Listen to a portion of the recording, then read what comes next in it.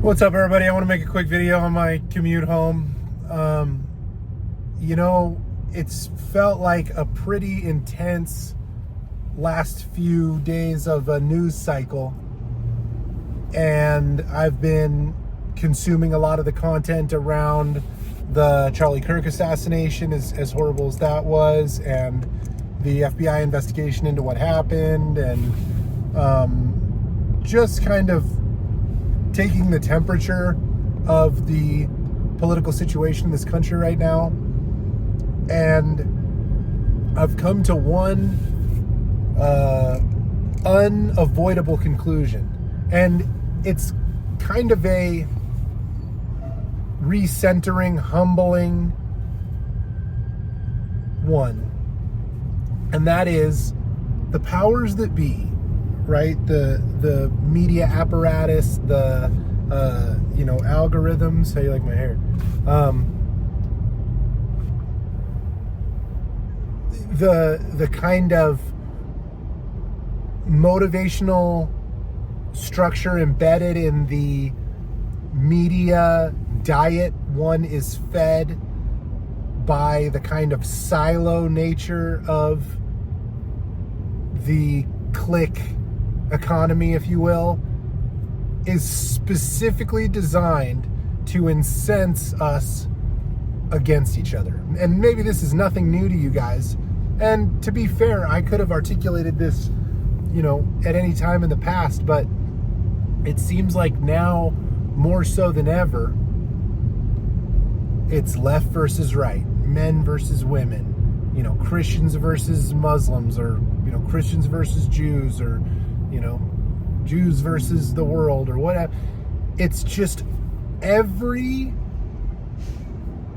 battle line that can be inflamed is being done so to further dehumanize ourselves in the eyes of our peers and dehumanize others in our own eyes by instantiating group identity in the way that we see others, and then by extension promoting subconsciously, like in our limbic system, in our lizard brain, the idea of collective guilt.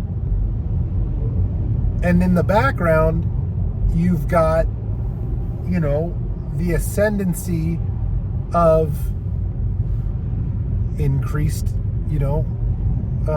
intelligence department, State Department, executive branch, congressional power, and continued erosion of the purchasing power of the voice of the common man. And this is not some Marxist, call to, the glorious revolution of the proletariat, but it's just a recognition that, left and right are two wings of the same bird. And the United States, whether it's being led around by, Israel or the globalists, at the WEF, or, pick your tinfoil hat, for today, what we're seeing is an empire. And this empire is built on the backs and at the unwitting behest of, the coerced, manipulated behest of the working person. And that's fucking frustrating to me. And it's done under the disguise, under the confusion, the distraction of infighting, right? The classic, the king is being marched on by the, pitchfork and torch bearing, peasantry. And the advisor to the king says, oh, you don't need to, fight off all of those people. You just need to make the torch bearers think that the pitchfork wielders, are their enemies, right? And that's what I see turned up to 11. And I have to give James Lindsay credit. He's been calling out what he calls agitprop, right? Agitation propaganda, and, bot farms, and, the, playbook that is never let, a tragedy go by uncapitalized upon, right? That's the politician's playbook. Whatever your agenda is, you don't get high in politics without pushing it at every turn, right? No matter what happens, the shrewd politician who sold their soul a long time ago is not concerned with, the plight of the common man. They're concerned with their agenda, and so they're going to push it. No matter what the current news cycle is, it will be an opportunity for them to continue to seize greater and greater control. And it just frustrates me that I suppose I find that I've been a pawn in that game, and I probably continue to be a pawn in that game, but I'd like to not be. And I have to do what I have to do to provide for myself and my family. So I can't just go live on a hill somewhere, and be some kind of ascetic. But I also won't say that some group is to blame for my problems. What I will say is I love to learn. I'd love to ask the right questions, try to figure out what is going on, and contribute my love and my life and my goodwill towards the benefit of my common man. And by man I mean man, woman, child, right? Without being coerced or manipulated by evil, self-interested forces. And I feel like that's going on a lot. So I just wanted to share that thought with you guys.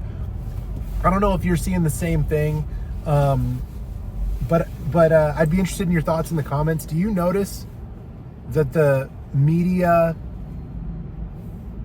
kind of diet that you're being fed, your feed, right, is pushing you in the direction of group identity, and by extension, demonization of that opposing group? I'd be interested to hear your guys' experiences with your particular social media feed, because it is the kind of boom of our time, social media. There was the telecom boom, the mobile boom, the .com boom, and we're on the cusp of this AI boom, and all bets are off for that. All bets are very not off, because every big company in the world, just about, is making the most enormous bets that they can on it.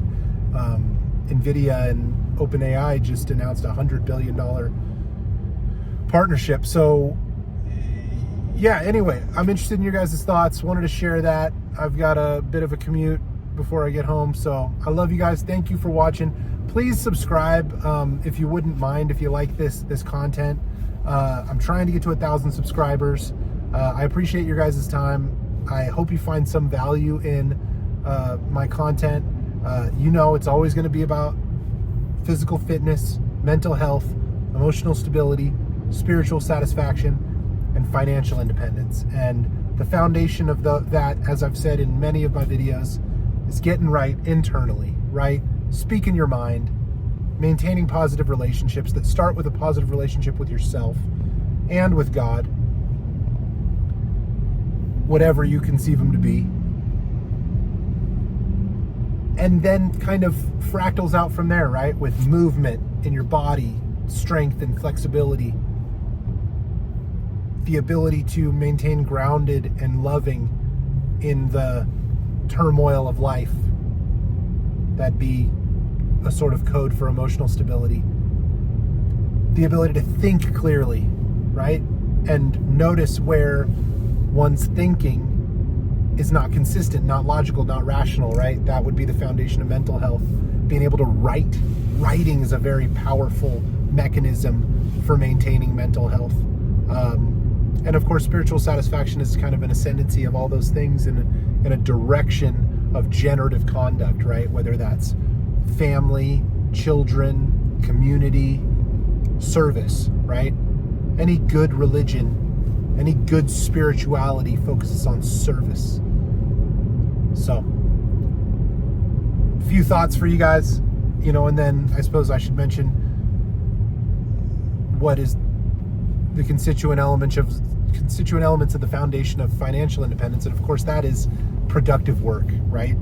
Service then becomes value in the open market. And build some skill, market that skill, profit, right? So love you guys. Thank you for watching. Please do leave a like and a subscribe and a comment if you don't mind. And we'll keep the content coming. Bye-bye.